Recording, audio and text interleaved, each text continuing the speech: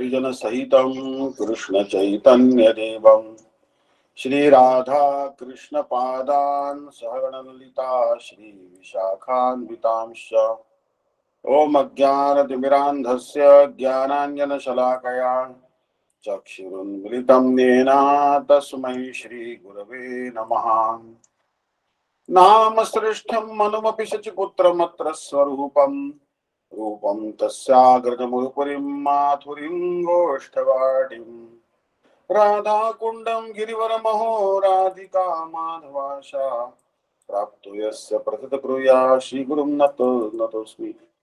First of all, offer my millions of obeisances to lotus feet of Asmati Guru Pad Padma, Nityala Prishta Jagat Guru Shri Srimad Bhaktivedanta Narayana Goswami Maharaj.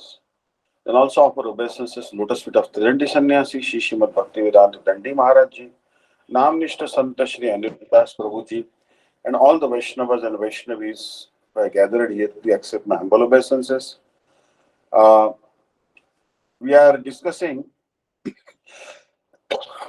Bhagavad Gita, chapter 2, verse number 21. Bhagavad Gita is very important verse. Bhagavad Gita is a very important scripture. Veda vinashina nityam jainam ajamavyayam katham sapurusha partha kam ghatayati hantikam.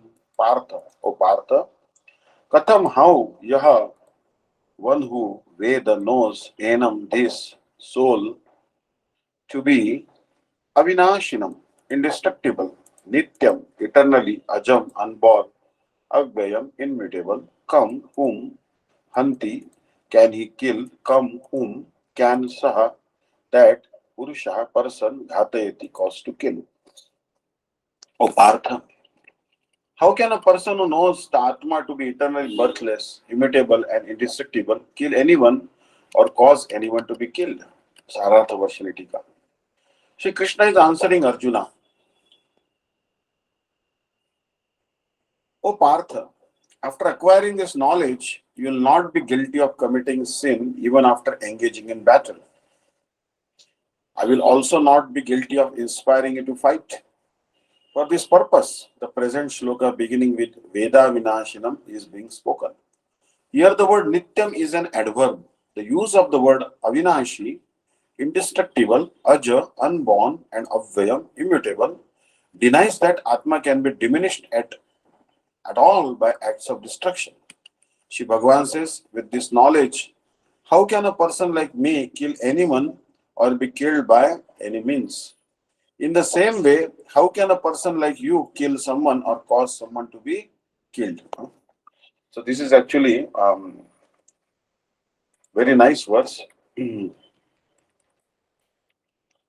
vinashinam nityam ye enam ajam avyayam katham sapurusha partha kam ghatayati hantikam. So we read Srila Gurudev's translation, and now we'll discuss Srila Bhaktivedanta Swami Maharaj translation.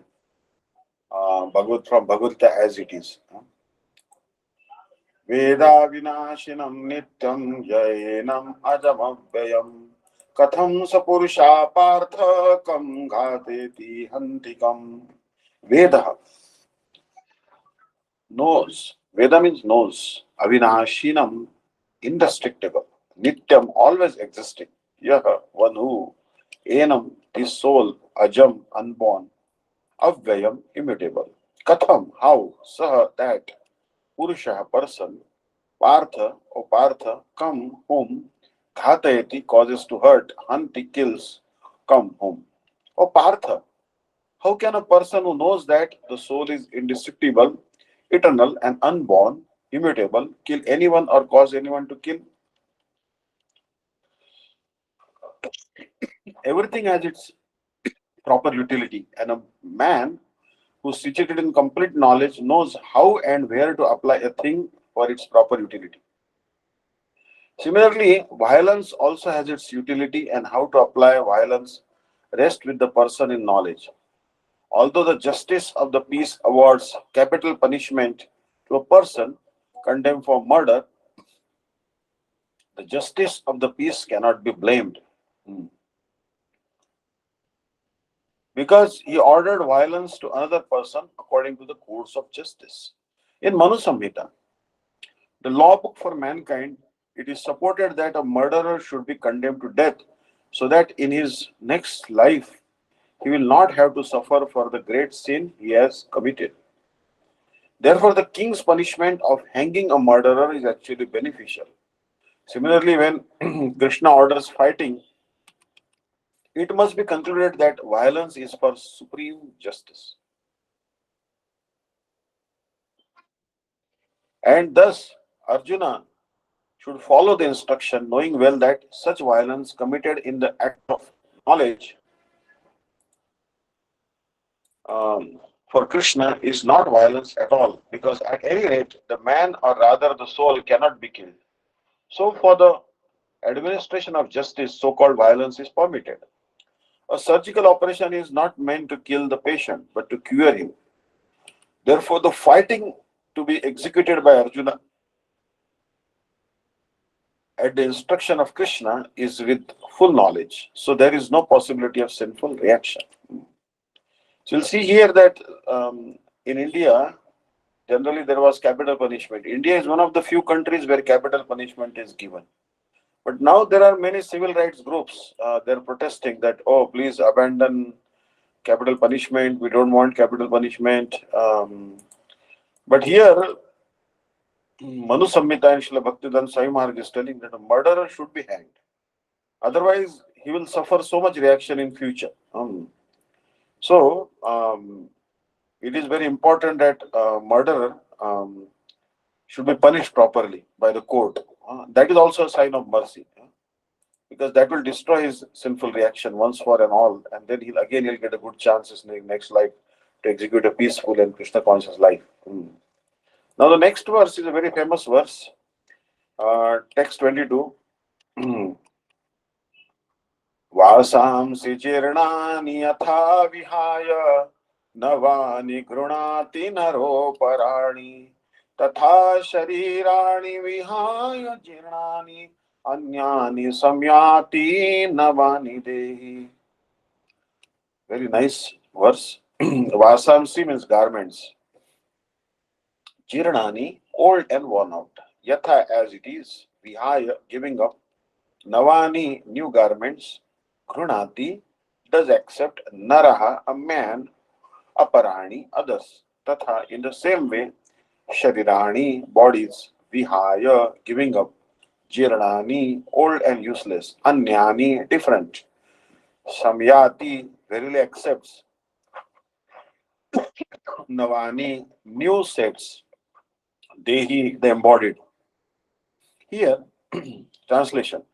As a person puts on new garments, giving up old ones, similarly, the soul accepts new material bodies, giving up the old and useless ones. Purport. Change of body by the atomic individual soul is an accepted fact. Even some of the modern scientists who do not believe in the existence of the soul, but at the same time cannot explain the source of energy from the heart, have to accept continuous changes of the body which appear from childhood to boyhood and from boyhood to youth and again from youth to old age. From old age, the change is transferred to another body. This has already been explained in the previous verse. Transference of the atomic individual soul to another body is made possible by the grace of the super soul. The super soul fulfills the desire of the atomic soul as one friend fulfills the desire of another. The Vedas like the Mundak Upanishad as well as the Shveta Upanishad compare the soul and the super soul to two friendly birds sitting on the same tree. One of the birds, the individual's atomic soul, is eating the fruit of the tree, and the other bird, Krishna, is simply watching his friend. Of these two birds, although they are the same in quality, one is captivated by the fruits of the material tree, while the other is simply witnessing the activities of his friend. Krishna is the witnessing bird, and Arjuna is the eating bird. Although they are friends, one is still the master, and the other is the servant. Forgetfulness of this relationship by the atomic soul is the cause of one's changing his position from one tree to another or from one body to another.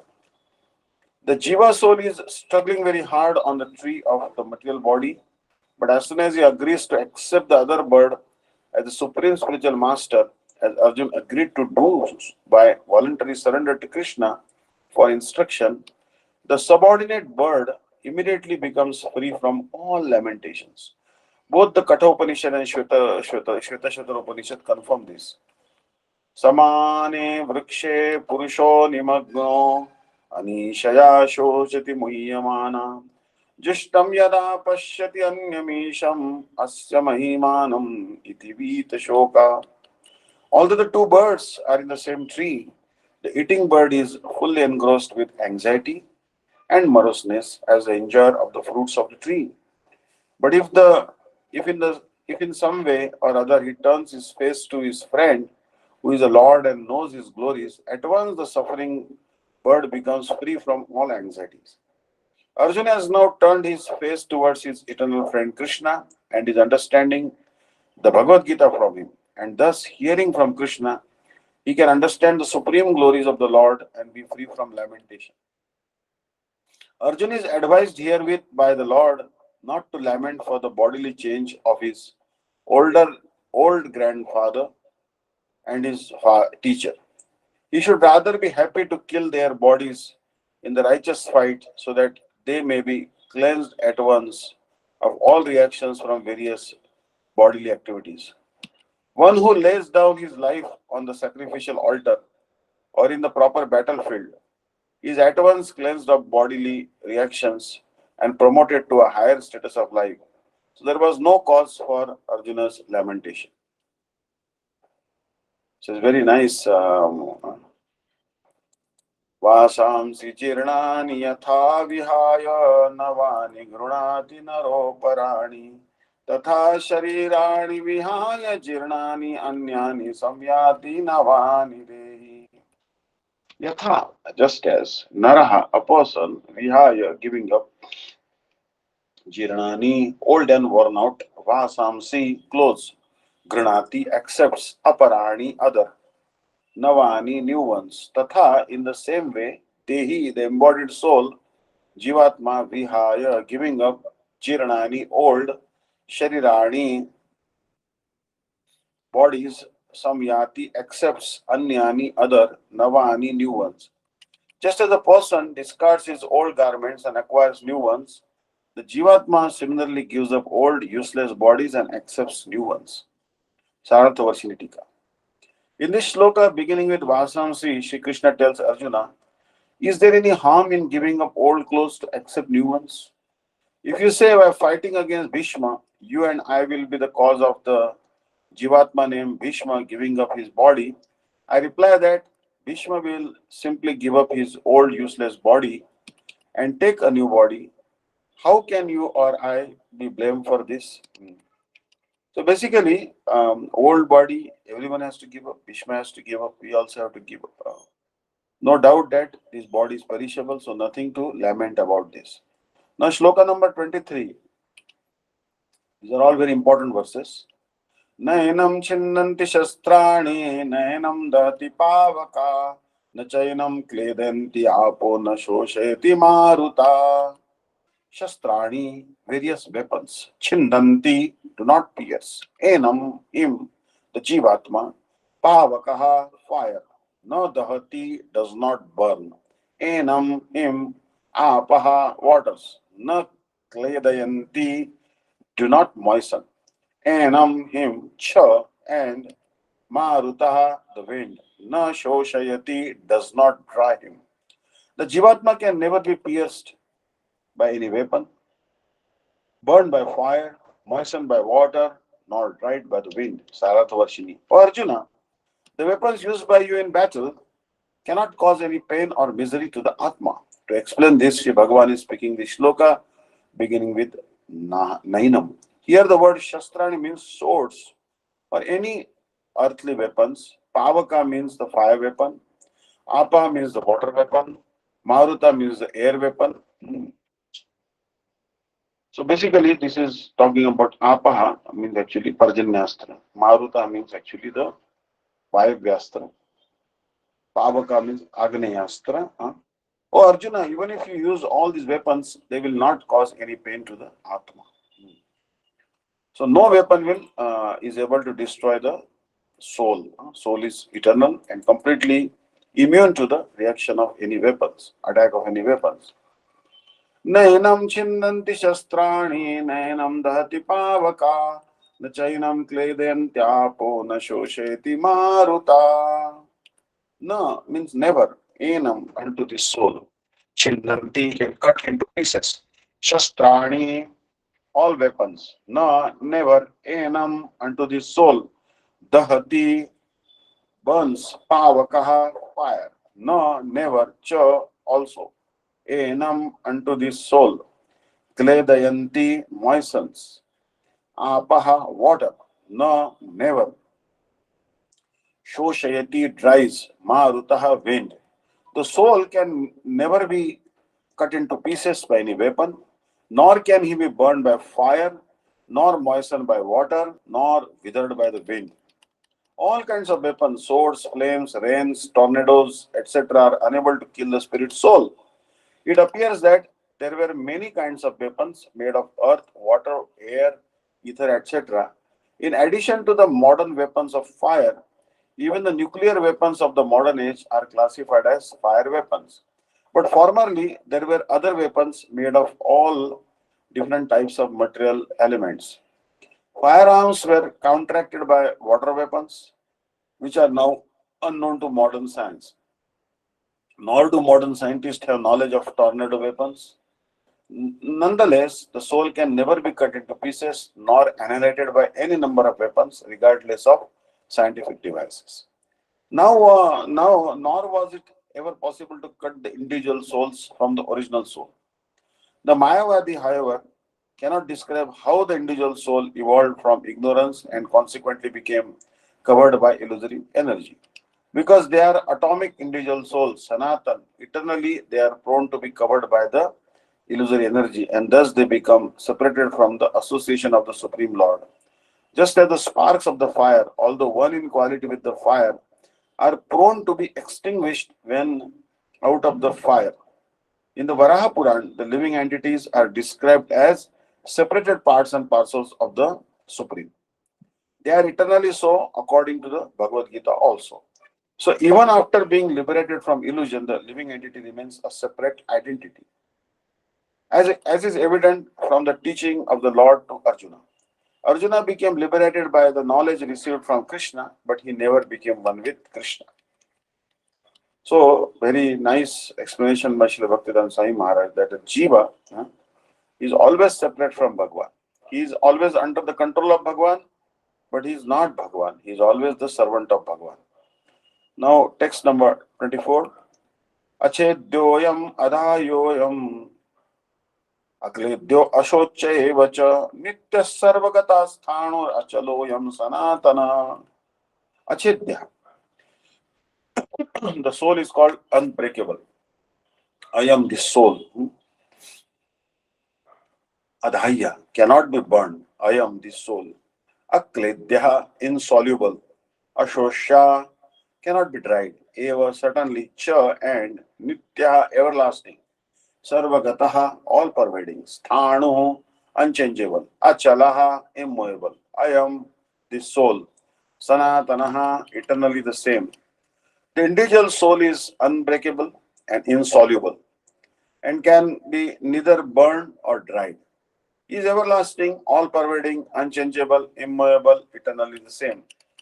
All the qualifications of the atomic soul definitely prove that the individual soul is eternally the atomic particle of the spirit whole. You see that the atomic soul. So we are know the science of atomic science. Actually, atomic science is there actually. So we are very minute. We are very, very minute. And बालाग्रशत भागस्य शतधा कल्पितस्य च भागो जीवस्य विज्ञायस्य चानन्त्याय कल्पते. So living entity is 1/10,000 of the tip of the hair. So living entity is very minute. So whatever is told in the scriptures, actually we have to accept it as it is. We have to accept it as it is. So actually one conversation was going on between Dr. Singh and Bhakti Rakshak Sridhar Maharaj. Dr. Singh is actually Bhakti Sarup Damodar Maharaj. And Dr. Murphy also, he came to meet Sridhar Maharaj. So Sridhar Maharaj actually is talking to them about spiritual topics actually, and very nice discussion. So Dr. Singh is asking, objective evolution is what modern science calls Darwinism, Darwinian evolution. But how does subjective evolution unfold in Krishna conscious science? So Sridhar Maharaj is telling, you have to take the example of hypnotism. Through a form of mystic hypnotism, the super subject controls the subject to see a particular thing and is bound to see that. One may be. So actually, this is Shripa Dandi Maharaj also told one story that once one lady, she was feeling excruciating pain in the back. And that lady, she had excruciating pain in the back and she couldn't figure it out. So she was put in hypnotic condition or past life regression, as they call it. And she remembered that she was a soldier and she was wounded with a gunshot in past life. So she carried that impression on the subtle body from that life and to this life, and she also used to experience pain in the back at the same spot. Mm. But after that past life regression, her pain went away. So Shripa Dandi Maharaj was telling me. So, anyways, Sridhar Maharaj is telling that through a form of mystic hypnotism, the super subject controls the subject to see a particular thing and is bound to see that. One may think that we see a stone. The stone compels us to see it as a stone, but it is just the opposite. We are compelled to see it as stone, being under the influence of the super subject who displays everything as he likes. When he commands, see stone, then we shall see stone.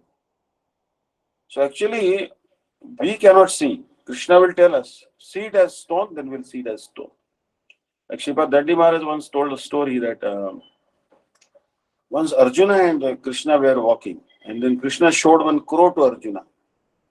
And then he said, look how nice parrot it is. Then Arjuna said, yes, it's a very wonderful green parrot. And Krishna said, can't you see that it's just a crow? Then Arjuna told Krishna that, yes, actually you are the one who made the crow and you are the one who made the parrot. And how difficult it is for you to convert a parrot into a crow and crow into a parrot. So when you say that it is a parrot, although it's a crow, I agree with you. Because you are the creator of everything. And you are giving me the ability to see that it is parrot or crow. So I am not going to oppose your view. Whatever you say is right. If you say this is, you show me the western direction and say this is the east, I accept it as the east. Because you are the creator of the directions and the controller of the direction, Dikpal and everything. So here, God is making us see it as a stone, so we see it as a stone. Full control over whatever we see rests in His hands. No power to control what we see rests in the objective world. The objective world is fully controlled by the subjective. This is confirmed in Bhagavad Gita where Krishna says, Paschama Yogam Aishwaram. If I say, behold my mystic power, you are bound to see it. You have no other choice. So Krishna is telling Arjuna that in further chapter it will come, Paschama Yogam Aishwaram. That you see all the great personalities, Brahma and Vishnu and Mahesh and demigods in me. You see my universal form. The sun and moon are like my eyes. All the millions and millions of planetary systems are in my belly. Paschama Yogam Aishwaram. When Krishna permitted, Arjuna was able to see. If Krishna would not have permitted, Arjuna could not have seen. So Krishna says, Matta Smritir Jnanam Pohanam. He is the prime cause of remembrance, forgetfulness, and intelligence. If you remember something, that is Krishna's mercy. If you forget something, that is also Krishna's desire. And intelligence also coming from Krishna. He is the controller. For his own pleasure, his Leela, he can do anything. This is true not only in the material world, but also in his own domain. What is meant by this statement of the Gita concerns this Brahmanda. this material world. The gist of this statement is that from the lower planetary systems up to the highest, the entire area of evolution and dissolution, everything is manipulated by him. No credit can be attached to any external thing. All credit should go to the center who controls everything. And reality is subjective. It is based on consciousness. Understand? So basically here, Bhakti Rakshasthar Maharaj is telling that the reality is actually subjective. It's all based on consciousness. So this is actually very important. Krishna is a conscious person and we are also conscious. We are also conscious beings. So here is telling that reality is subjective.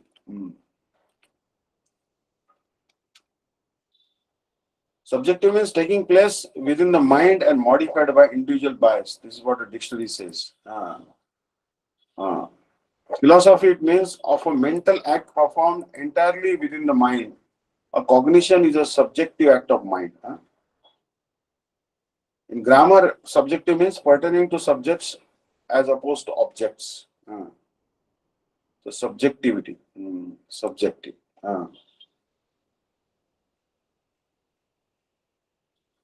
So anyways, reality is subjective and it is based on consciousness.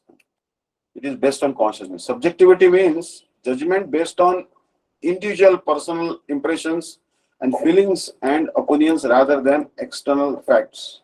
It's called subjectiveness. It is based on consciousness. Color is perceived through the eye.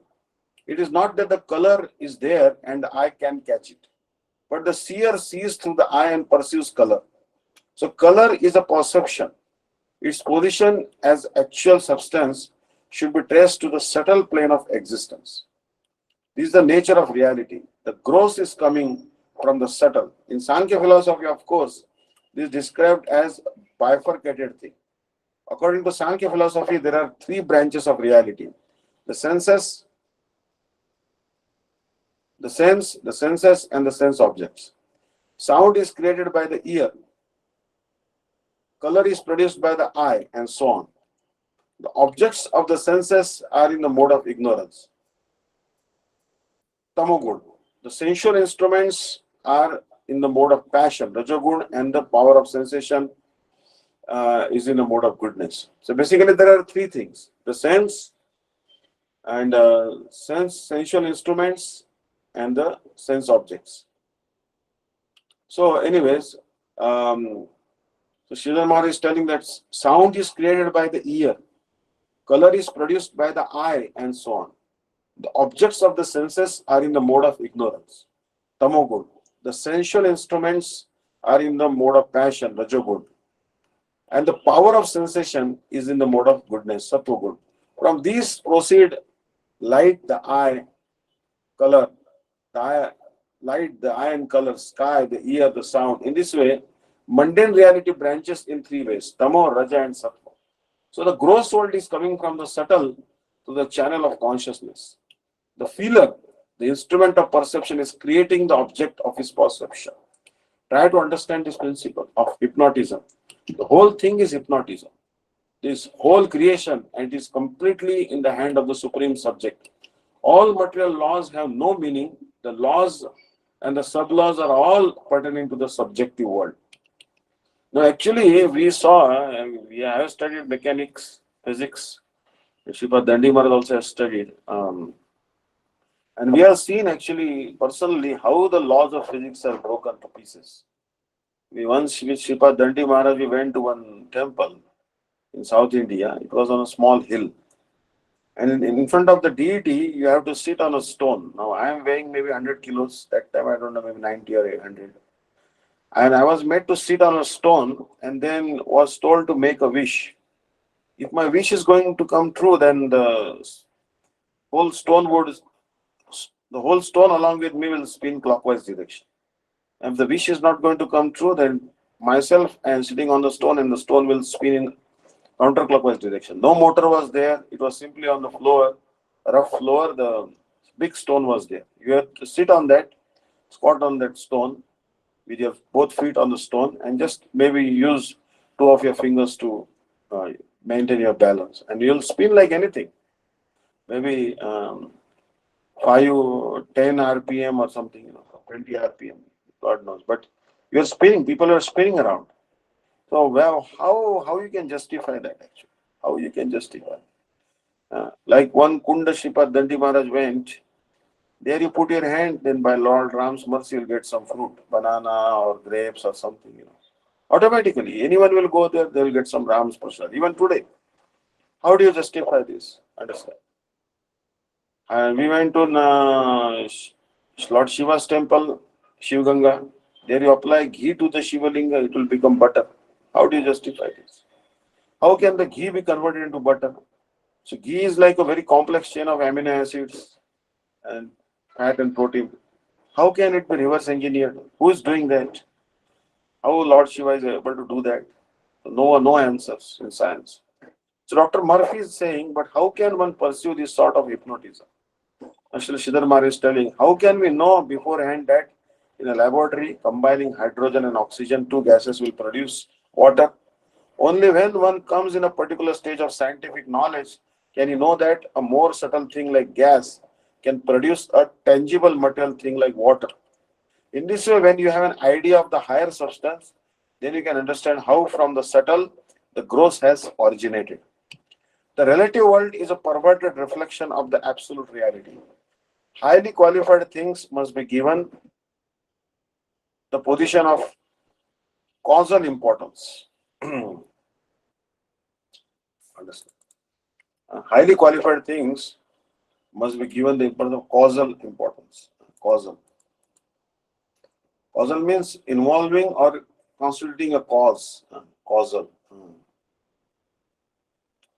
So, causal. Highly qualified things must be given the position of causal importance.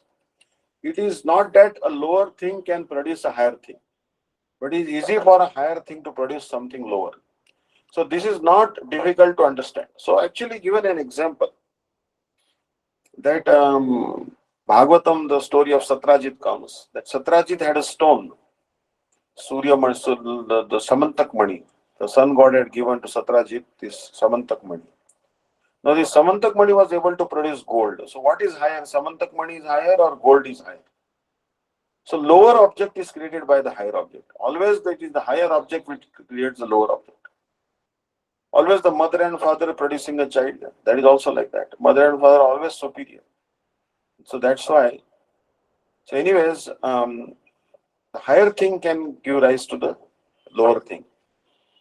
The modern scientific position is saying basically that stone can produce soul. But why not consider that soul can produce stone? Understand? So the science is telling that we will be able to produce life in laboratory. Understand? But they have not been able to do that by combination of all the chemicals and all the ingredients. They are not able to produce a single soul. But they are giving a post-dated check that in future will be able to produce a soul. But Sridhar Maharaj is telling that we should think that the soul can produce stone. We have to inquire about that process, how the soul can produce stone. But we have done away with that, and instead we say that stone is gradually producing soul. Now, this is not very difficult to understand. Look at a cow.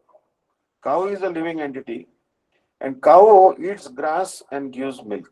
Now, is there any machine the scientists have created that can convert grass into milk? There are no machine like that. But we have in Ranganath Gaudiya Math so many wonderful cows. They simply eat dry grass. Many times they get green grass, but in sometimes even dry grass. And that dry grass actually very difficult to make. It has probably, how does it even have any juice? I don't know.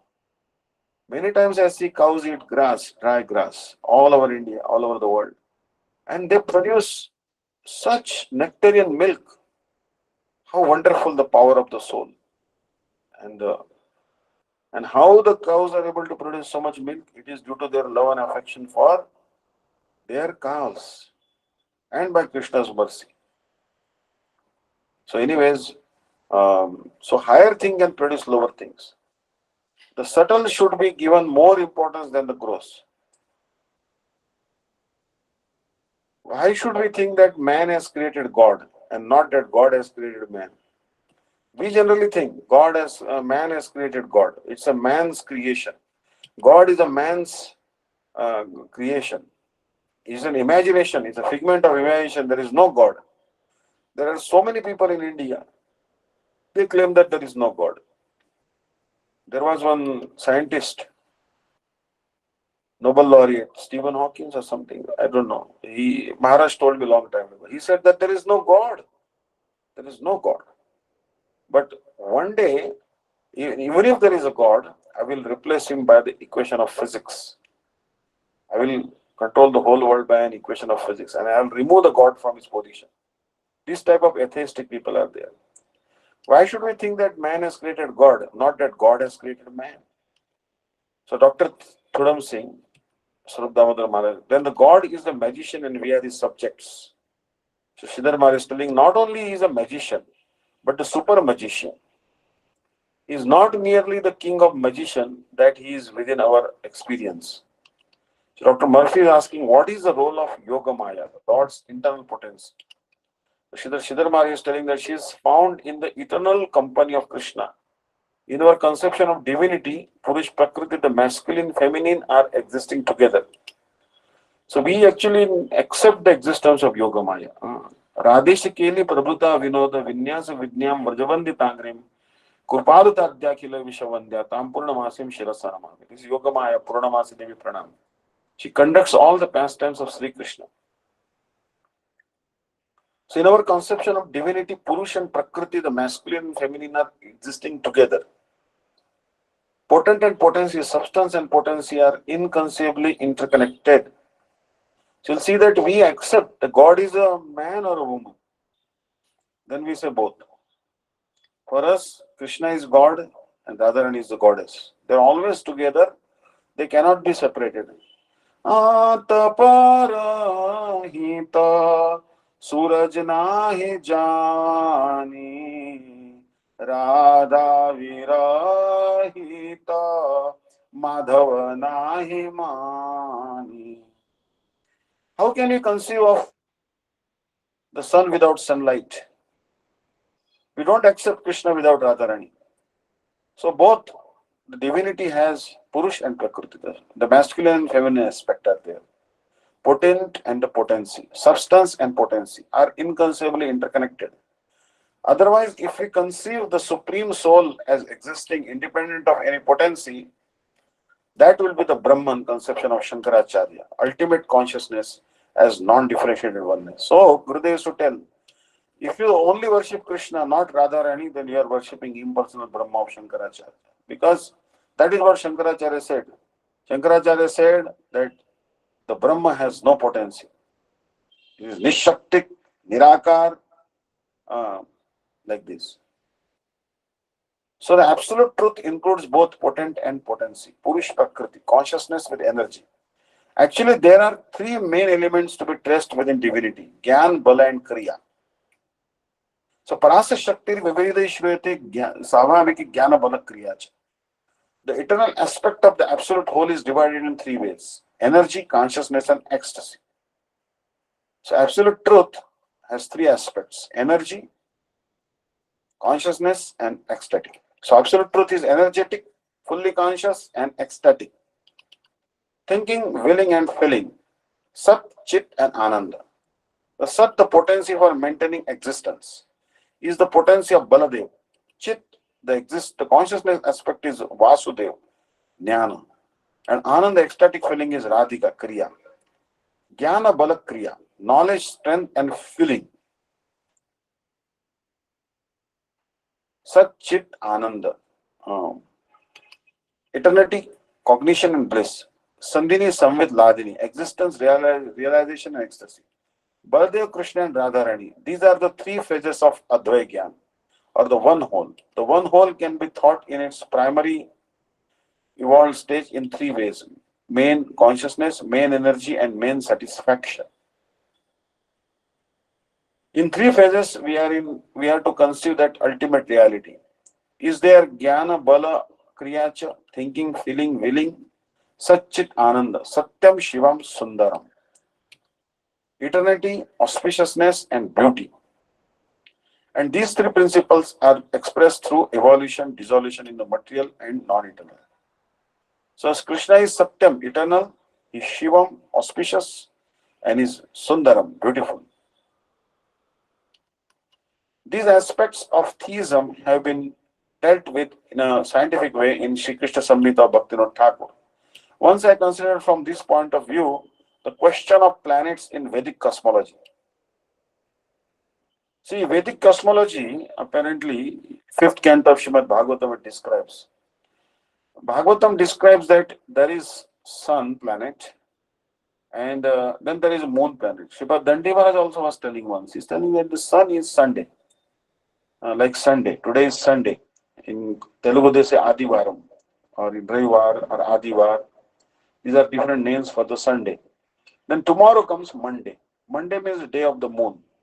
The Srila Bhaktivedanta Swami Maharaj also told the first planet closest to the earth is the sun planet. And it is about 100,000 yojanas, means 800,000 miles above the earth. That is what Bhagavatam says. And 100,000 yojanas above the sun is the moon. And then, now this particular month, two eclipses are coming. Like on New Moon Day, there will be an eclipse, understand? There will be an eclipse actually. And also, 25th October is Amasya. That is called Khandagras Surya Grahan. Partial eclipse will be there. The eclipse will begin at 2:29 in the afternoon in India. It is visible in India, and eclipse will last till 6:32, almost 4 hours and 3 minutes. It's very long actually. And surprisingly, you'll see that the day on which Kartik ends, that is Purnima, there is actually complete lunar eclipse. It is visible in India. It will again begin almost 2:30 and it will end till 6:19 afternoon time. So the lunar eclipse will last about 3 hours and 40 minutes. Understand? Now this happens very rarely, that in the month of Kartik, both the eclipses are coming. This is happening after hundreds and thousands of years. And during that time, what we do at the time of eclipse, we try to submerge ourselves in the water, not fully, but up to waist. Any water, lake water, river water, if Ganga is close to you. But if you don't have Ganga, don't worry. Any water that time, any river all over the world or any lake will become as good as Ganga. And even if you cannot do that, then you can simply be at your home. Don't venture outside during the eclipse time and do Mahamantra Kirtan. Whatever mantra you chant during eclipse times becomes perfect. Gokotidane grahane khagasya prayaga gango dakakalpavasa yajna yutam meru suvarna danair govinda kirter na samam satam shai. Donating millions of cows at a time of solar eclipse is not equal to the chanting of Govinda's name. So that's why Nama Sankirtan should be done during eclipse time. Actually, among all the donations, the greatest donation, there are 3 donations are considered real donation. The donation of a cow, donation of land, and donation of gold. These 3 donations are considered very high class donations. And but donation of a cow is angi, means is the source, and other 2 are limbs. Gold and land is limbs. Means when you donate a cow, then you'll obviously decorate that cow with gold. Means you'll decorate the hooves with the gold and decorate the horns with the silver and whatnot. And also you will give some land in charity when you donate a cow, because there must be some land where cow can stay or where cow can graze. So the Angi donation is the cow and the Angas are the gold and land. Understand? But even if someone has donated mountains of gold and has stayed in the holy places for eternity, like Kashi and all, on the bank of Ganges, it is not equal to 1 Govindana. So therefore, eclipse time we must try to do this Nama Sankirtan and bathe after the eclipse is finished. During eclipse time, don't eat, don't even pass urine and stool if you can control the urges. Uh, and whatever mantra you chant during that time, and if you don't know any mantra, Maha Mantra is the best mantra for Kirtan. Do loud Kirtan during that time. So we see that by the movement of the different planets, a solar eclipse is caused by the moon's shadow falling upon the earth. And yet in the scriptures it has been described that during eclipse the planet Rahu is devouring the sun or the moon. So Rahu is one planet. We know that when the demigods were drinking the nectar of immortality, Rahu came and sat between the sun and the moon. And the sun and moon pointed out, see, this is the demon. This is a demon. He is not a demigod. And then Mohini chopped off the head of Rahu. So Rahu wants to take revenge on the sun and the moon, and he devours them at the time of solar eclipse or lunar eclipse. Now Rahu is a planet which is described in Bhagavatam like 4 times the dimension of the sun and 2 times the dimension of the moon, and that's why he is able to cover the sun and the moon. He is able to devour them. Now, when Srila Bhakti Siddhanta Saraswati Thakur was in Puri during his last days, and an eclipse came, Srila Bhakti Siddhanta Saraswati Prabhupada had one Purushottam Gaudiya Mott on Chatak Parvat. Chatak means one particular bird which waits for the rainwater to fall. It doesn't drink, that bird doesn't drink the water of any lake or river or a well. Virachamai dandam dina bando dayamba gatirina bhavatta kachidanya mamasti nipatatashata kote nirvaramba navambas tatapikalapayodas tuyate chatakena. If Krishna may give mercy or may punish me, just like a Chataka bird has no recourse. Chataka bird is always longing to drink the water of the rain.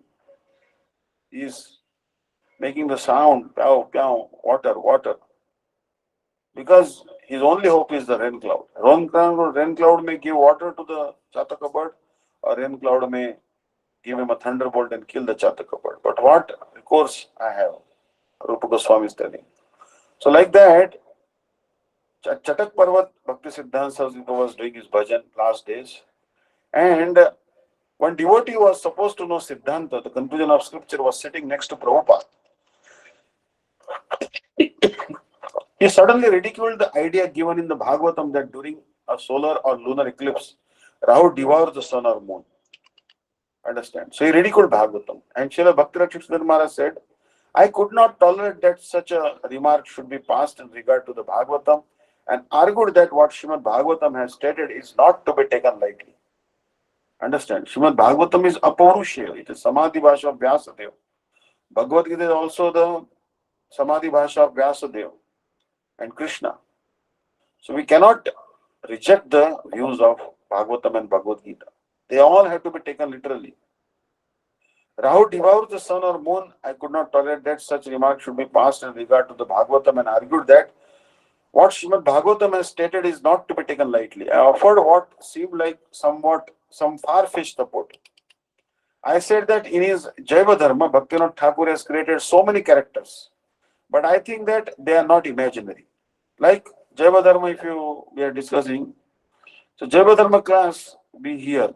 There is Lahari Mahashay, and then Lahari Mahashay is from Shantipur, and his children are telling him come back home, but he doesn't want to go back to Shantipur because Shantipur, all the residents are contaminated. Brahman is also contaminated.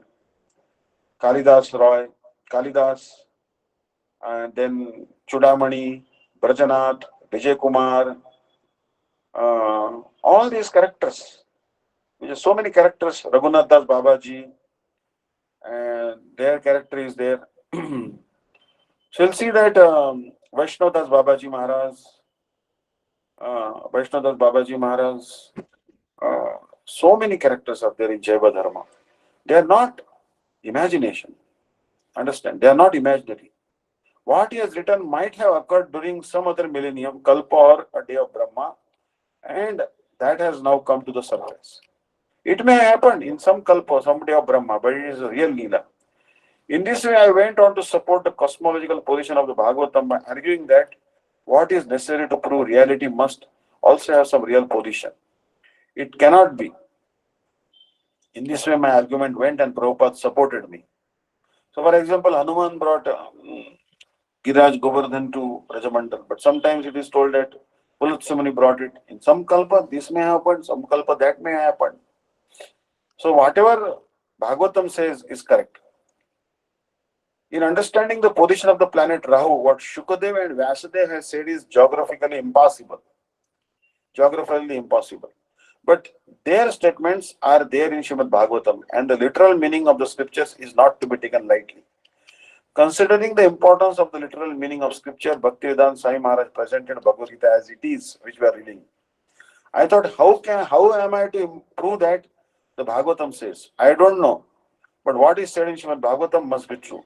I have faith in that. There are so many statements on the cosmology of the universe in the scriptures. The Aryans, the spiritually developed men of former times, used to see everything as consciousness. They saw that the shadow is also conscious. Means in Braja, actually in India, we have learned to see everything as consciousness. Means like a lot of times you see that we are chanting Annik and the asana is a little bit away. So what we do, we just pull by asana by our foot. We just try to put it by our foot. Understand? And then sit on it. Don't even touch your asana by foot. Use your hand to bring it close to you and then sit upon it. Sometimes devotees, gamcha is little far away, they just you pull the gamcha by their foot. Nothing should be touched by foot in Vedic culture. We should not touch anything by foot. Everything has consciousness. Understand? Any object. If you touch anything by your foot, you will lose your lifespan, auspiciousness, prosperity, and pious merit. No one should be hurt by the foot. No one should be kicked by the foot also. Any person or any object should not be kicked by the foot. Understand? Because there is consciousness everywhere. There was one time one Brahmani lady was there, very old lady, and she was very sick. She had some pain actually, shoulder pain or back pain, and one low class person was called. Said, "This my grandmother is very sick. Please heal her." Then he said, "I can heal her in a moment, but only thing is I will have to step on her. I will have to put my foot on her shoulder, and then press it. And I am from a low class person, and she's a Brahmani. How am I going to put my foot on her shoulder? So then finally another Brahman told you that whatever sinful reaction you will get by putting your foot on her shoulder, I will take that sinful reaction. You put foot on your shoulder. But get rid of that pain she's having, excruciating pain." So what he did, he had one on his head, one cap, one actually headgear. That low class person took that headgear and then he placed on her shoulder, and then he placed his foot on her shoulder and pressed it. Then she felt relief from the pain. So anyways, but generally speaking, we should not touch anything by foot because everything has consciousness. Even shadow has consciousness. The shadow abhas is also considered to be a stage of consciousness. Only through the shadowy stage of consciousness can we come to the material conception of a thing. Because we reach the conception of a shadow, we must pass through some mental stage, and personification may be attached to that mental stage. The personification of the shadow may be referred to as Rahu. Rahu is actually the shadow. Is a shadow.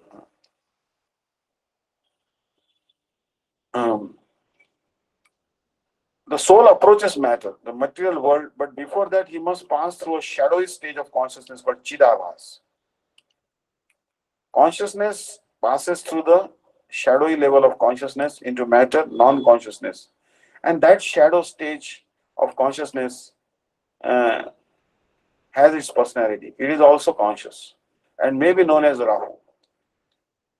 Every material conception presupposes a spiritual conception of that particular thing.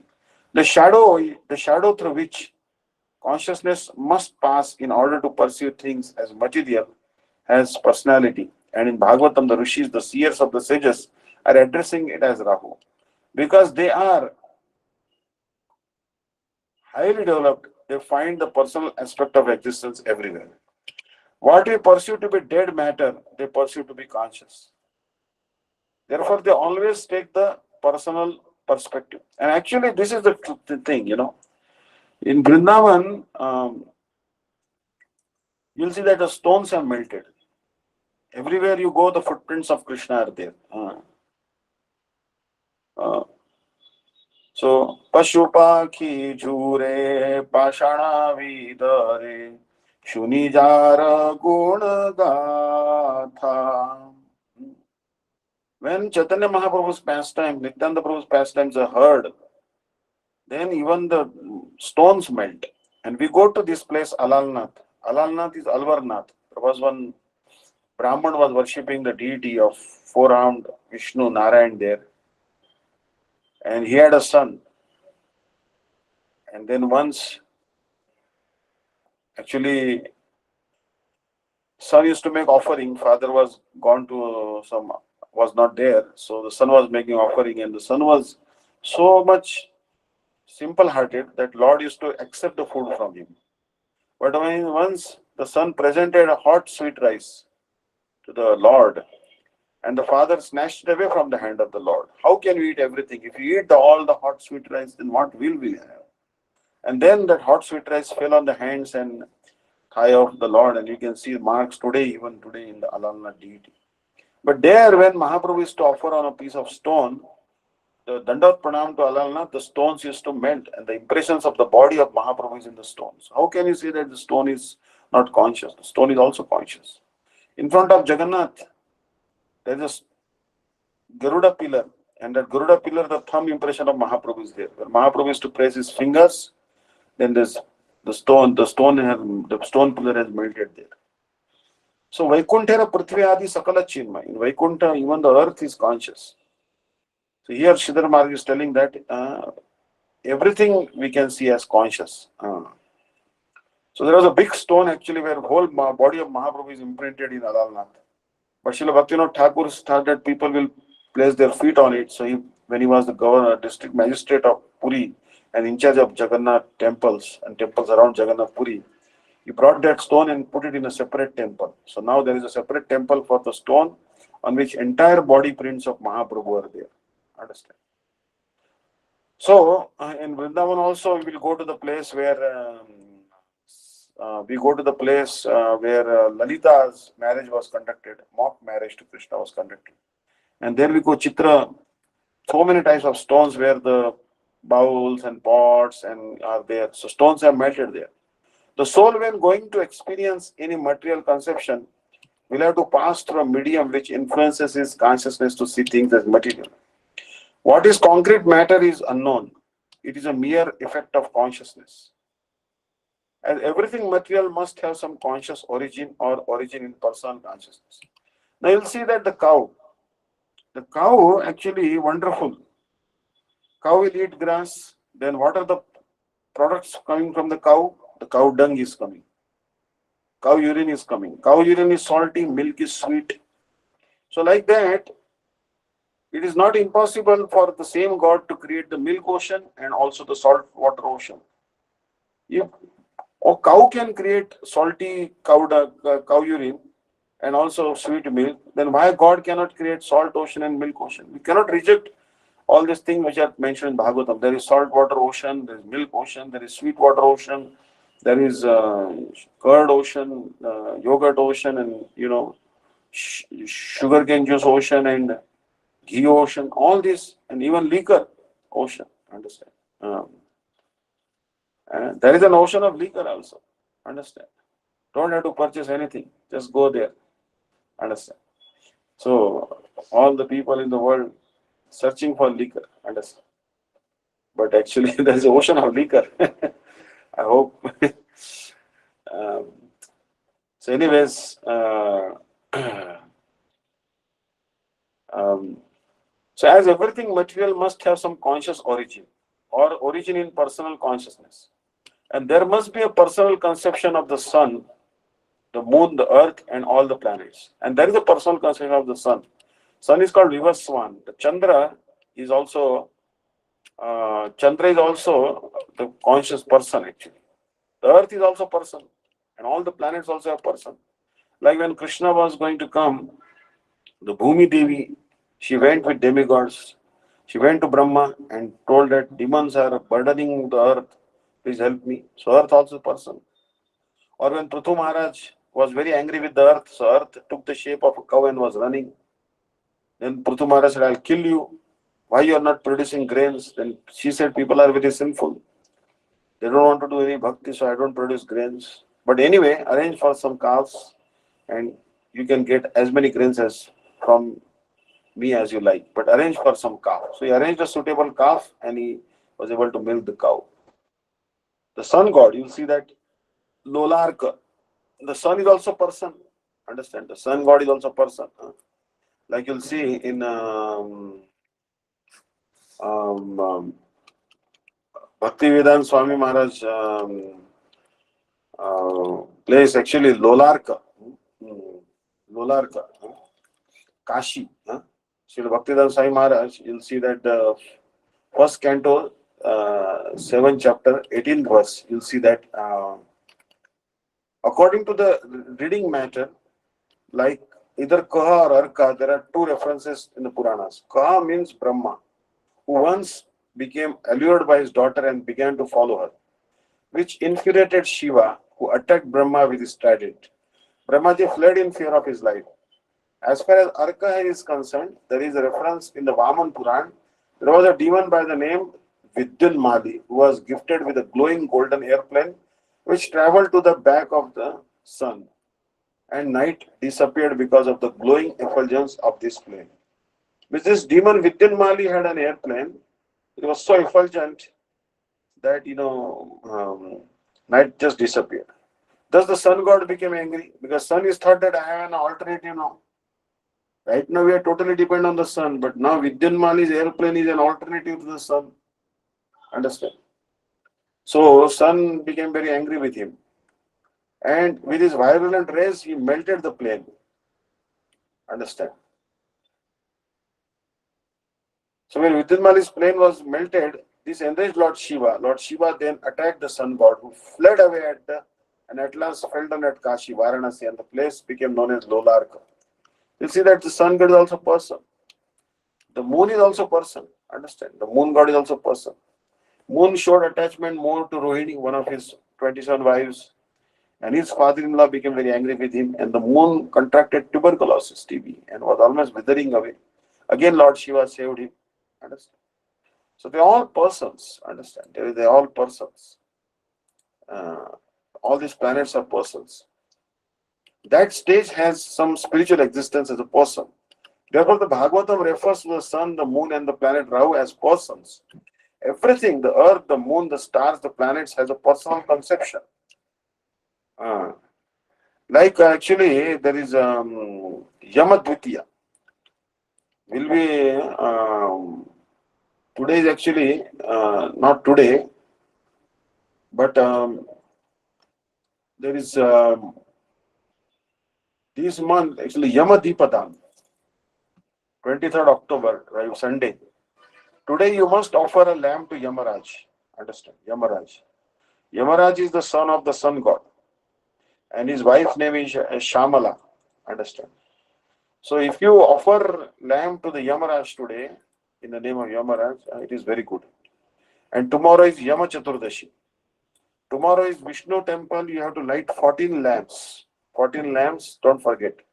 Any Vishnu temple. But if no temple, then remember Vishnu and offer 14 lamps tomorrow, 24th October. This is what is told. And on 25th October, you have to offer a lamp in the temple of Vishnu. This month is actually full of lamps, Deepavali. Understand? So, they are all persons.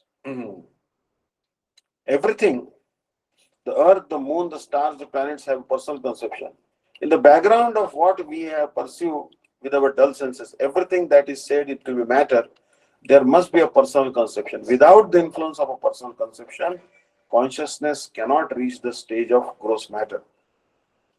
Therefore, in the ancient scriptures, we find that the great sages and rishis are always addressing everything within the world as a person. Although to us, it is dead matter. they have considered them as a person. So, for example, Ramchandra was telling the ocean, please give me the path. My wife is kidnapped by Ravana. I want to cross the you and I want to go to Lanka and fight a battle with Ravana and recover my wife Sita. Please give me the path. And the ocean was dull and was not giving the path. So Lord Ram pulled out one arrow from his uh, quiver and he was going to shoot an arrow and going to drive the ocean. So the personality of the ocean came and then he prayed to the Lord. He said, I am dull. You only made me dull. So it took me time to come. Please don't worry. In your army, there are two brothers. Nala Nila Do Bhai, Narikai Vishashishapai. They have received some benedictions from the sages. So these Nala and Nila, these two great architects among the monkeys, if they will throw the stones, then the stones will create a wonderful bridge. They wrote the name of Ram, Ram, Ram, and Hanuman and all the monkeys. They threw the stones in the ocean, and then the stones were floating. And so now stones also floating. How the stones are floating? They're also conscious.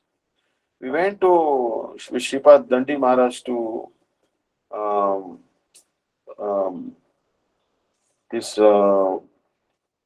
Setubandha Rameshwar, and there we saw the stones which are floating on the water. Understood. Even now there are stones which are floating on the water. Now, how this is possible? How this is possible? Understand? Um, so the personal conscious entities, the ocean also prayed to the Lord. But when Ram saw that ocean is not giving the path, he became very angry. तब वो बोले सकोप राम ही भय भी न होई न प्रति. Without fear, there is no love and affection. If there is fear, then only some love will be there. So Ram angrily wanted to chastise the ocean. Ocean personally came. He is also person. The personal conscious entity is more real, and the matter we pursue through deemed consciousness is less real. So we see the sun, the sun rays, sunlight, that is less real. And Vivaswan is the personal conscious reality is more real. So Dr. Murphy is asking, so that shadow is Rahu. When we conceive of the personal representation of that shadow, it will be known as Rahu. Everything is conscious. The shadow, its effect, everything. When the moon is between the sun and the earth, the shadow of the moon is coming here. And what is coming is also conscious. Everything is conscious. So basically what the scientists say that when the moon comes between the earth and the sun, uh, then there is solar eclipse because the shadow of the moon is falling on the sun, something like this. Anyways, so from the personal conception, things evolve to gross consciousness. It is all personal. So the rishis with such a vision of reality used to address everything as a person, the trees, the mountains, the sun and the moon. Now tree is a person also. Understand? Tree is a person.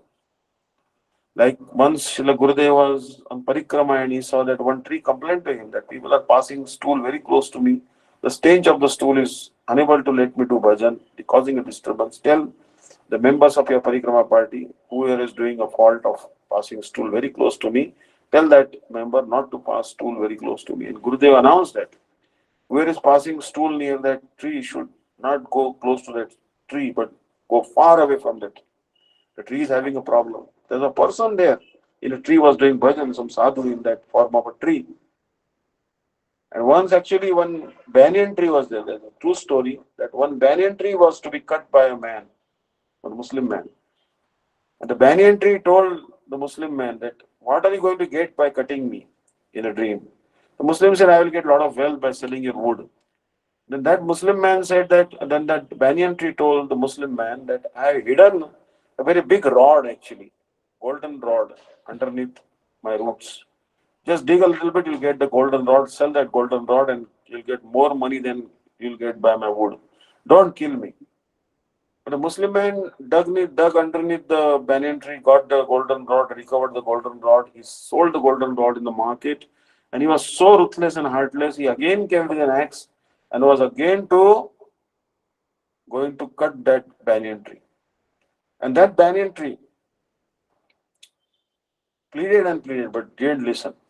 And with the first hit of an axe, and blood started coming from the trunk of the tree.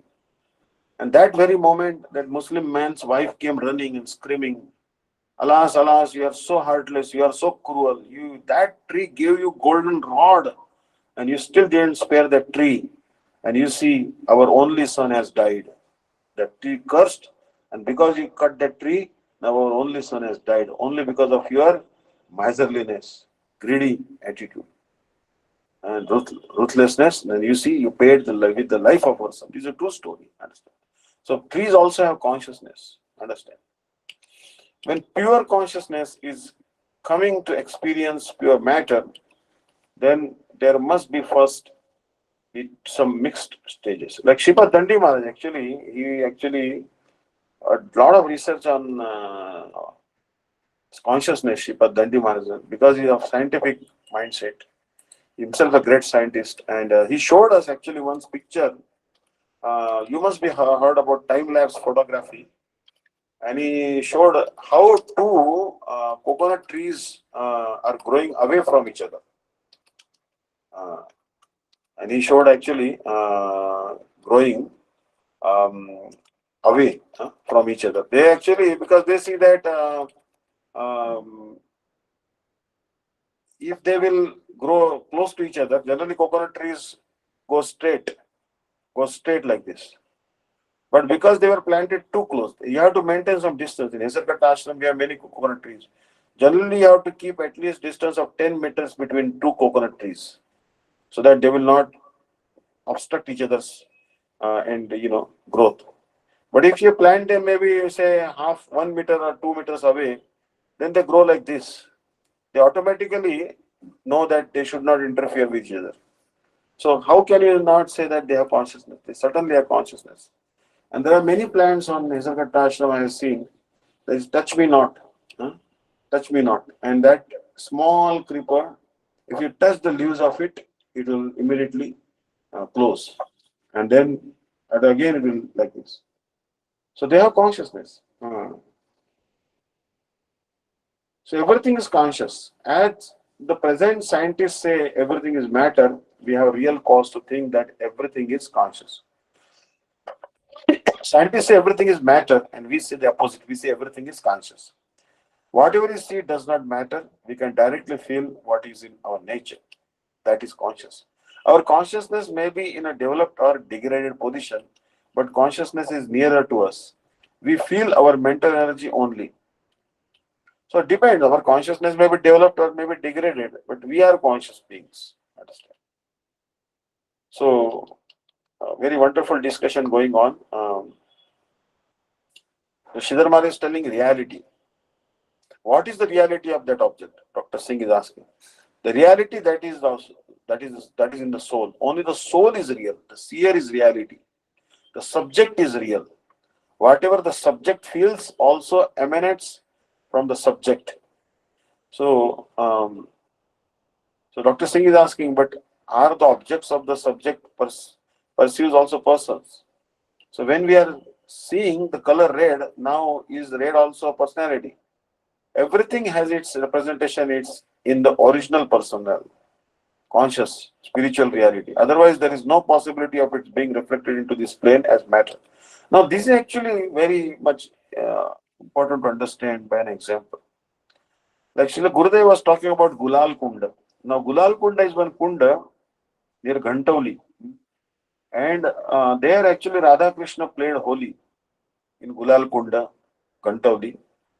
And there near Govardhan, not far from our mठ. And Gurudev said that when we are doing Gaur Purnima in Navadvip, that time Gaur Purnima day, that kunda where Radha Krishna sported becomes red automatically. And also in Barsana there is one Pili Pokar, and there also the kunda becomes yellow once in a year because Radharani had washed her hands there. Because once Yashoda decorated Radharani like a bride, small Radharani, and covered her hands with turmeric. So she said, "How can I go to Mother Kirtida with these yellow hands?" And she washed her turmeric from her hands there. And even today, once in a year, the whole lake becomes yellow. Understand? So all the lakes in Vrindavan, they're conscious actually. We hear that Pushkar lake is also conscious. There was one person in Navadvip, he wanted to have darshan of Pushkar, and Pushkar gave him darshan. Understand? So, anyways, now time is late. Hare Krishna. Vancha kalpatarubheshcha kripa sindhubhyo parijanam pavanebhyo vaishnavebhyo namo namaha. Hare Krishna. Hare Krishna. Anyone has any comments or questions, please ask.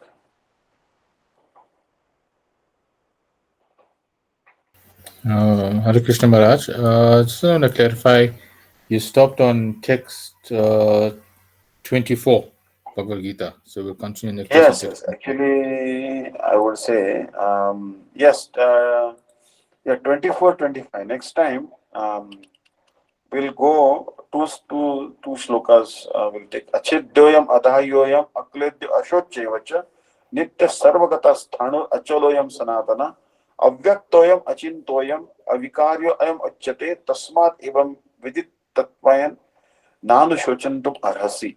So these two verses, 24 and 25 from second chapter, these very important verses we'll take next time. Thank you so much, Hare Maharaj. Krishna. I have another question to ask you. Yes. You said you gave quite a good explanation about a solar eclipse that's coming up now, or the eclipse that's coming up, I think on Tuesday. And then I Yeah. know that some cases the see it's visible and some places not visible. Why is that, and what do we do in case if it's not visible? Actually, it's a good question. I'll ask Sripad Dandi Maharaj because of the shadow of the Rahu. And if it is not visible in India, then we don't observe the rules and regulations which are generally prescribed. So you'll have to see the calendar on purebhakti.com whether it's in South Africa, if it is visible or not visible. Understand? Because just like Sripad Dandi Maharaj also once told that the moon has two sides. Understand? The one side we always see, and the other side we never see. And he said that the cosmonauts apparently always land on the side we don't see. Understand?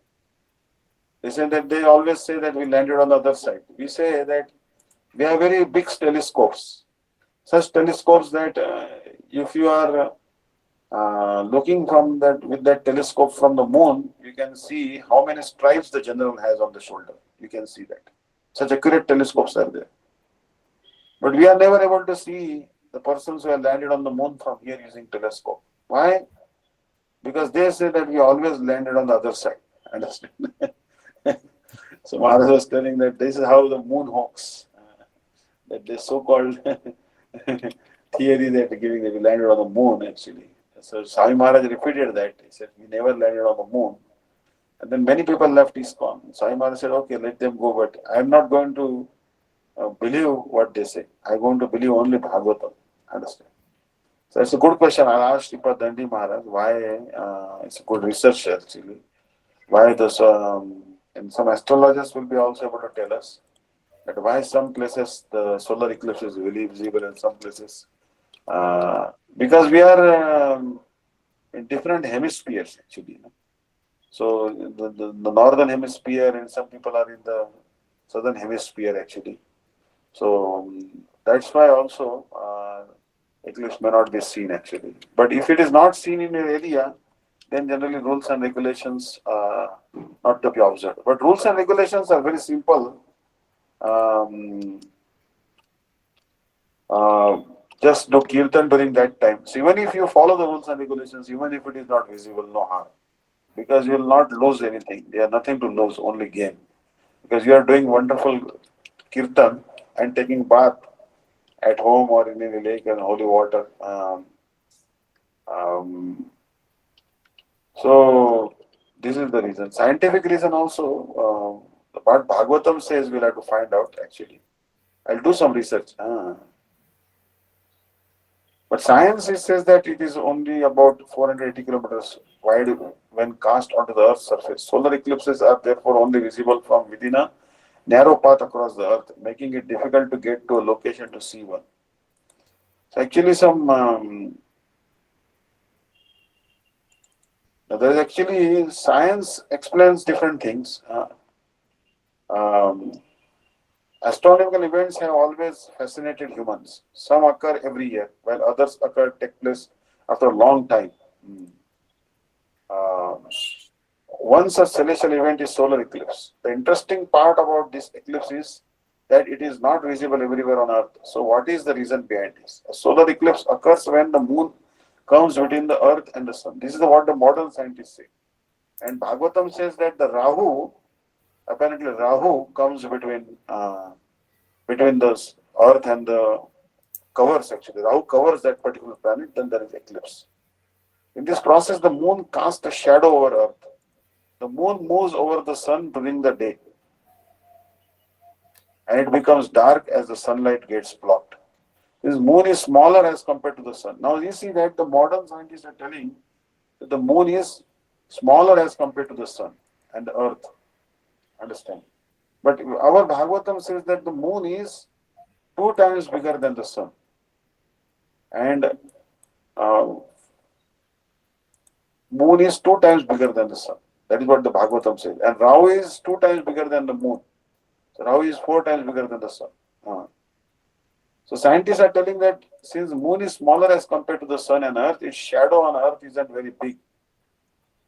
As a result, only some places on the planet get to witness the phenomena.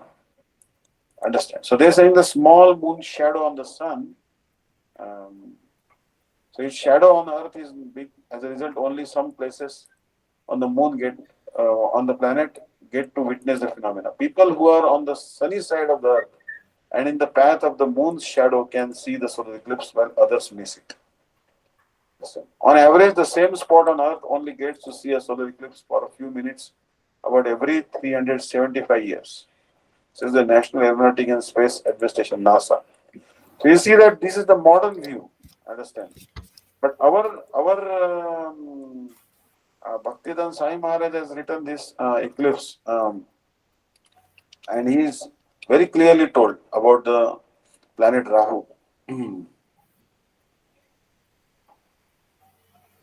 So actually, Srila Bhaktivedanta Sai Maharaj in the fourth canto, 29th chapter, 69 verses. In this connection, the darkness occurring before the full moon, the lunar eclipse can be explained by being another planet known as Rahu. According to Vedic astronomy, the Rahu planet, which is not visible, is accepted.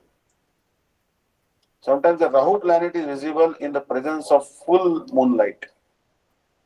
It then appears that this Rahu planet exists somewhere near the orbit of the moon.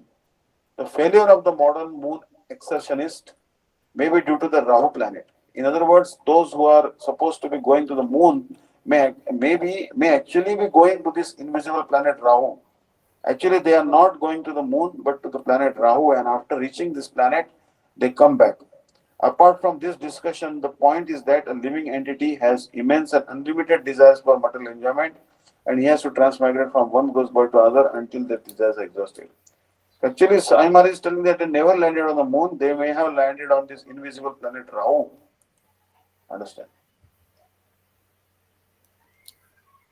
After hearing from the sun and moon demigods about Rahu's attack, the Supreme Personality of Godhead Vishnu engages his disc known as the Sudarshan Chakra to protect them.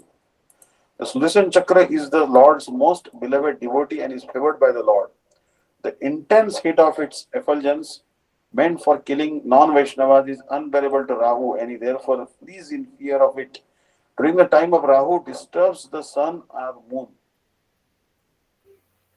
There occurs what people commonly known as an eclipse. The Supreme Personality of Godhead Vishnu is always the protector of his devotees, who are also known as demigods. The controlling demigods are most obedient to Lord Vishnu, although they also want material sense enjoyment, and that is why they are called demigods, or almost godly. Although Rahu attempts to attack both the sun and the moon, they are protected by Lord Vishnu. Being very afraid of Lord Vishnu, Chakra Rahu cannot stay in front of the sun or moon for more than a murta, 48 minutes. The phenomena that occurs when Rahu blocks the light of the sun or moon is known as eclipse. The attempt of the scientists of this earth to go to the moon is as demonic as Rahu's attack. Of course, their attempts will be failures because no one can enter the moon or sun so easily. So, like the attack of Rahu, such attempts will certainly be failures. So, here Bhagwan Chakra Rahu will abandon. Otherwise, Rahu will not give up. So you see that this time, when Chaitanya Mahaprabhu was born, also considering this Rahu, the black planet, covered the full moon and immediately vibrations of Krishna, Krishna, Hari emanated the three worlds. Swami Maharaj is telling in purport. According to Jyotirveda, lunar eclipse takes place when the Rahu planet comes in front of the full moon. There is one Veda called Jyotirveda. Veda means knowledge. It is customary in India that all followers of the Vedic scriptures bathe in the Ganges or the sea as soon as there is a lunar or solar eclipse. During that time, you must be submerged up to your waist in the water. Or maybe, if not very close to the water, you have to take bath before the eclipse begins. When the eclipse is in the middle and when the eclipse ends, three times you have to take bath. If that not possible, then at least you should take bath at the end of eclipse. All strict followers of the Vedic religion stand up in the water throughout the whole period of the eclipse and chant the Hare Krishna Mahamantra. At the time of the birth of Lord Chaitanya Mahaprabhu, such a lunar eclipse took place, and naturally all the people standing in the water were chanting Hare Krishna, Krishna Krishna, Hare Hare, Hare Ram, Ram Ram, Hare. So actually, solar eclipse time, Radharani went to meet Krishna at Kurukshetra. Generally speaking, Kurukshetra is considered very auspicious for solar eclipse time. And for lunar eclipse, you are supposed to go to Kashi. But in also it is told that if you follow eclipse at Akrur Ghat, then so much more benefit will come in Vrindavan. But wherever you are supposed to do loud kirtan. So Sai Maharaj is telling that there are invisible planets and stars. For example, when the Rahu planet passes before the sun and moon, there is an eclipse. But the scientists describe an eclipse differently. Actually, the Rahu planet causes an eclipse. There are many questionable points regarding the modern scientist theory of the eclipse. And so he has actually discussed this elaborately. But actually, Srila Bhakti-Rakshak Sridhar Maharaj told that why at the time of eclipse, three planets, why at the time of eclipse, actually these three planets come very close to each other and they may collide with each other. Understand? So that's why people pray that, oh Lord, there should not be any collision and please save us. And that's why they pray during that time. Otherwise, there may be collision and everything will be finished. Understand? So these three planets may also come very close to each other. This was a raid actually. But I'll try to ask Sripad Dandi Maharaj also. Why is the reason why it is seen only for a short time. Okay. Thank you so much, Maharaj. Hare Krishna, Hare Krishna. Jai, Jai, Jai.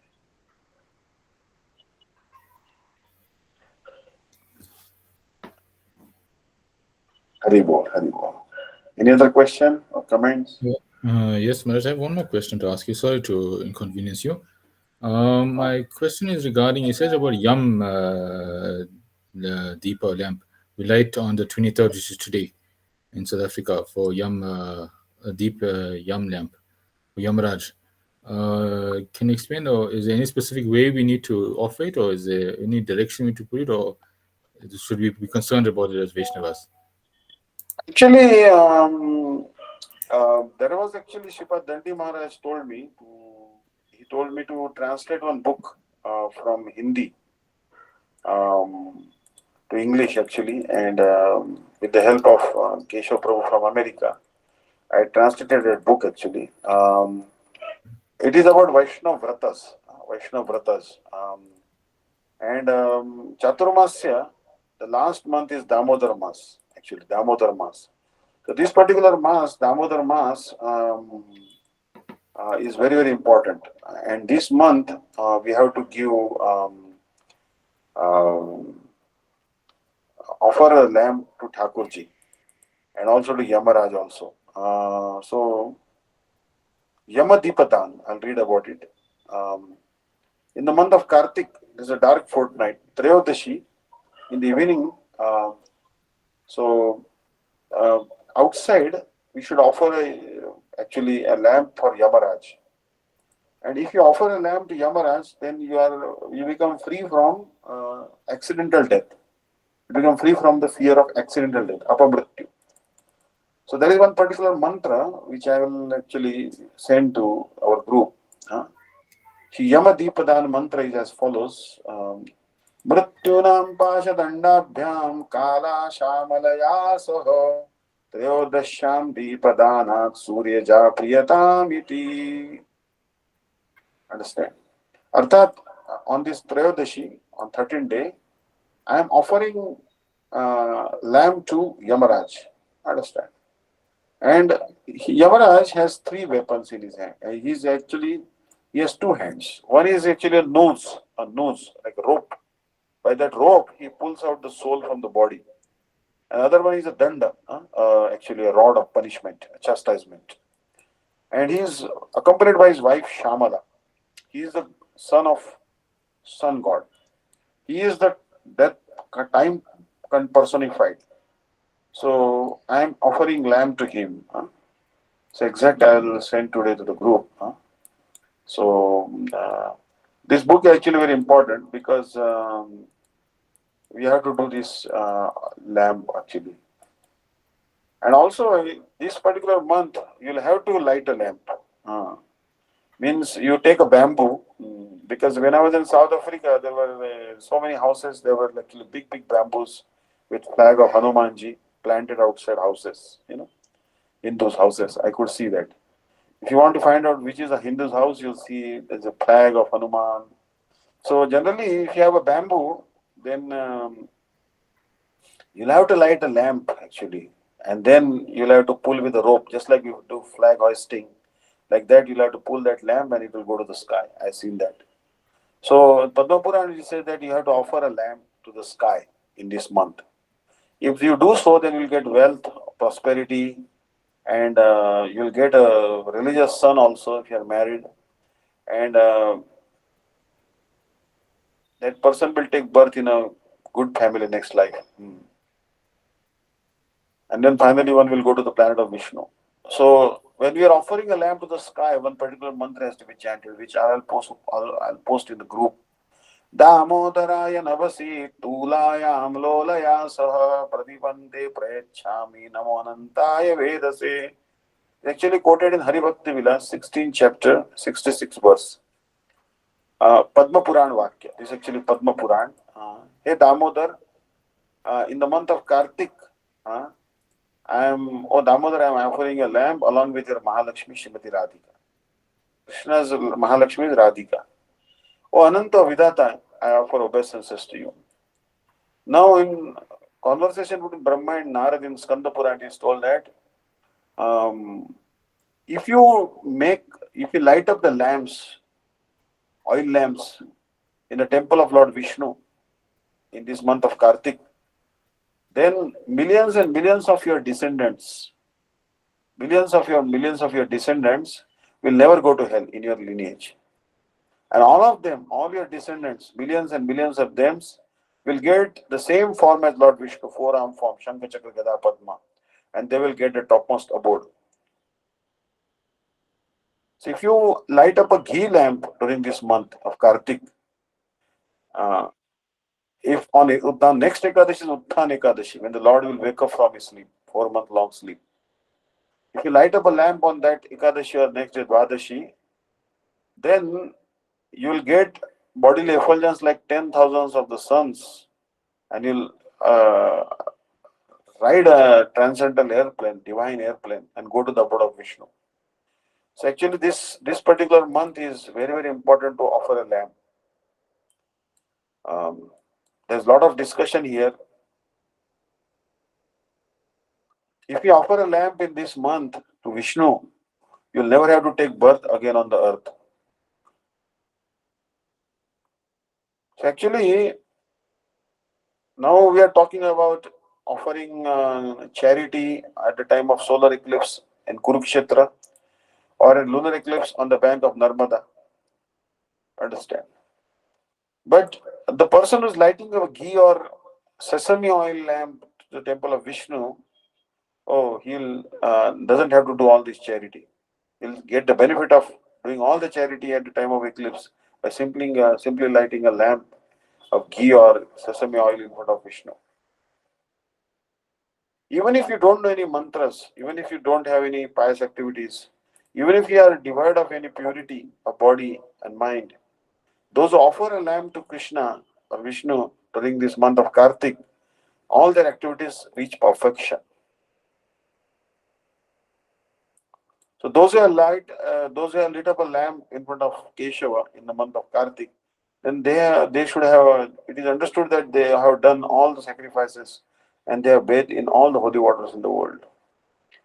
And oh Narad, the forefathers are telling, if our forefathers who are in Pitraloka, they are telling that if any son or daughter will take birth in my lineage, will offer a lamb to Lord Vishnu during the month of Kartik, to Keshava in the month of Kartik, then by that pious merit of offering a lamb to Vishnu during the month of Kartik, we will all be delivered. We will all be liberated. Understand? So my descendant will offer a lamb, forefathers will be delivered. So if you offer a lamp in the month of Kartik in the temple of Lord Vasudeva or Krishna, you'll become free from all the obstacles in life and you'll get eternal abode. Suppose in the month of Kartik, you offer a camphor lamp. You light up a camphor in front of the Thakurji, then all the all the persons who take birth in your lineage, even if your future descendants, they'll all be liberated by the mercy of Krishna who holds chakra in his hand. You suppose jokingly, sometimes people like out of play, like as a sport or hobby, if someone jokingly lights up lamps in front of temple of Vishnu or Vaishnavas, not only temple of Vishnu, but even Samadhi Mandir of Gurudev, if you light up a lamp during this month, then you'll obtain fame and your 7 generations will be purified. Suppose I am very poor, I have no money to even purchase oil, lamp, ghee, wick, or anything, or sesame oil. But I can sell myself, I can sell my own body and purchase some oil and offer a lamp. In month of Kartik, it is so important. You can barter yourself or sell yourself just to buy enough ingredients to light a lamp, but never forget to offer lamp. Or if any foolish person who doesn't light up a lamp in the temple of Lord Vishnu during this month of Kartik is not fit to be called a Vaishnava. So in Padma Purana and Narad Purana, conversation between Rukmini and Mohini, it is told that so those who offer a lamp in the temple of Vishnu, they will get transcendental effulgence body. Even if you have no lamp of yours, then still you light up a lamp of others. You borrow from them and you can offer it to others. And render service to Vaishnavas during the month of Kartik. By this, you'll get the benefit of giving food in charity and performing Rajasvi and other sacrifices. Suppose you light up the lamps which are given by others, other people have kept, and you light up that lamp.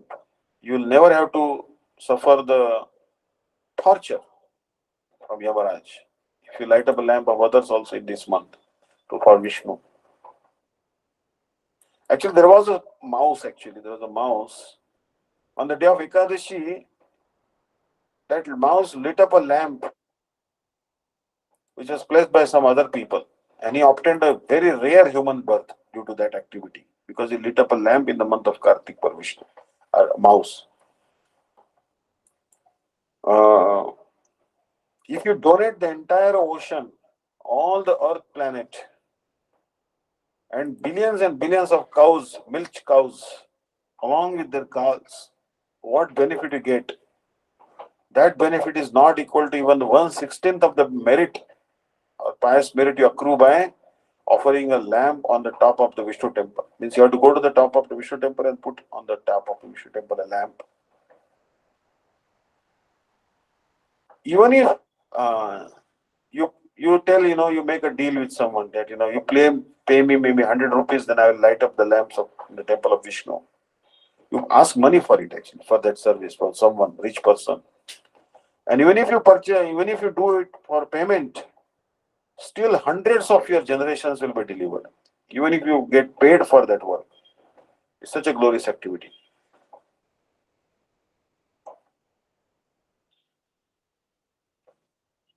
Forget about lighting a lamps on the temple of Vishnu. Even if you look at the temple of Vishnu, which is decorated with lamps, then no one of your descendants will ever go to hell. You don't light a lamp. You just hold your hands and look at the temple of Vishnu, which is decorated with so many lamps. And then no one in your dynasty or your generation or your descendants will go to hell. Even the demigods desire to associate with the person who has offered a lamb in a temple of Lord Vishnu. So, in the entire month of Kartik, till the Kartika Purnima, if you offer a lamb on the top of the Vishnu temple, easily you will become an associate of Lord Vishnu. So, this is very, very important to offer a lamb, understand. So, thank you very much. Hare Krishna. Hare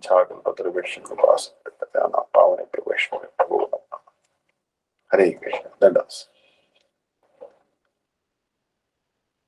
Hare Bol. Thank you, huh? Hare Krishna. Hare Bol. Hey Krishna, Dandavat Pranams. Thank you, Marge, so much for all that explanations. Is there any more questions? Okay, I don't think there is any, Marge. Thank you again so much. Ananga Mohan Prabhu, can you do Jai Diwani, please? Thank you, Hare Krishna. Shri Shri Guru Gauranga Gandharvika Giridhari Radha Vinod Bihari Ji ki Jai. Om Vishnu Maharashtra Shrimad Bhaktivedanta Vishnu Deity Goswami Maharaj ki Jai. Hare Krishna. Om Vishnu Maharashtra Shrimad Bhaktivedanta Dandi Goswami Maharaj ki Jai. Nitya Leela Pravishta Om Vishnu Maharashtra Shrimad Bhaktivedanta Narayan Goswami Maharaj ki Jai. Nitya Leela Pravishta Om Vishnu Maharashtra Shrimad Bhaktivedanta Vaman Goswami Maharaj ki Jai. प्रविष्टं विष्णुपादस्तोत्रशतशिष्यमठ Bhaktivedanta Swami Maharaj की जय. नित्यलील प्रविष्टं विष्णुपादस्तोत्रशतशिष्यमठ भक्ति प्रज्ञान केशव गोस्वामी महाराज की जय. नित्यलील प्रविष्टं विष्णुपादस्तोत्रशतशिष्य भक्ति सिद्धांत सरस्वती गोस्वामी प्रभुपाद की जय. नित्यलील प्रविष्ट परम भगवत प्रभार शिशिल गौरकिशोर दास बाबा जी महाराज की जय. नित्यलील प्रविष्ट शिशिर सच्चिदानंद भक्ति विनोद ठाकुर की जय. नित्यलील प्रविष्ट वैष्णव सर्वभौम शिशिर जगन्नाथ दास बाबा जी महाराज की जय. श्री गौड़िया वेदांत शिशिर बलदेव विद्याभूषण प्रभु की जय. श्रील विश्वनाथ चक्रवर्ती ठाकुर की जय. श्रील नरोत्तम श्रीनिवास श्यामानंद प्रभु त्राय की जय. श्रील कृष्णदास कविराज गोस्वामी प्रभु की जय. श्री रूप सनातन भात रघुनाथ जीव गोपाल दास रघुनाथ सदगोस्वामी प्रभु की जय. श्री राय रामानंद श्री गौर प्रसाद वृंद की जय. नामाचार्य श्रीला हरिदास ठाकुर की जय. प्रेम से कहो श्री कृष्ण चैतन्य प्रभु नित्यानंद श्री अद्वैत गदाधर शिवसति गौर भक्त वृंद की जय.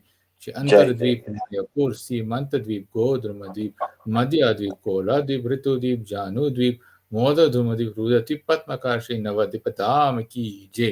श्री श्री राधा गोपा गोपी गो गोवर्धन द्वादश बन प्रकाश श्री व्रजबंदर की जय. श्री राधा श्याम कुंड गंगा यमुना तुलसी भक्ति देव की जय. श्रीमती वृंद देव की जय. श्री पौर्णमासी योग माया की जय. श्री गोपीश्वर महादेव की जय. श्री जगन्नाथ बलदेव सुभद्र सुदर्शन चक्र जीव की जय. श्री क्षेत्र मंडल की जय. सर्व विघ्न विनाशकारी श्री नरसिंहदेव की जय. भक्त प्रवासी प्रहलाद महाराज की जय. चार धाम की जय. चार संप्रदाय की जय. चार आचार्य की जय. अकर मत राशि चैतन्य मात की जय. श्री केशव जी गौड़िय माता सकमत समूहा की जय. ग्रंथ राशि भागवत की जय. श्री भगवत गीता की जय. चारि नाम संकीर्तन की जय. अनंत कोटि वैष्णव वृंद की जय. सामगात भक्त वृंद की जय. Shri Nitai जय Gaura जय Premand Hari Hari Bo. Hari बोल। क्षमा करो, दया करो, कृपा करो, रक्षा करो गुरु। कृष्ण के नाम। हरे दंडवत। हरे Krishna Dandavat Params. Thank you so much. Shripat Bhaktivedanta Vishnu Dev Maharaj Ki Jai. जय। Thank you, dear devotees, for joining today. And we will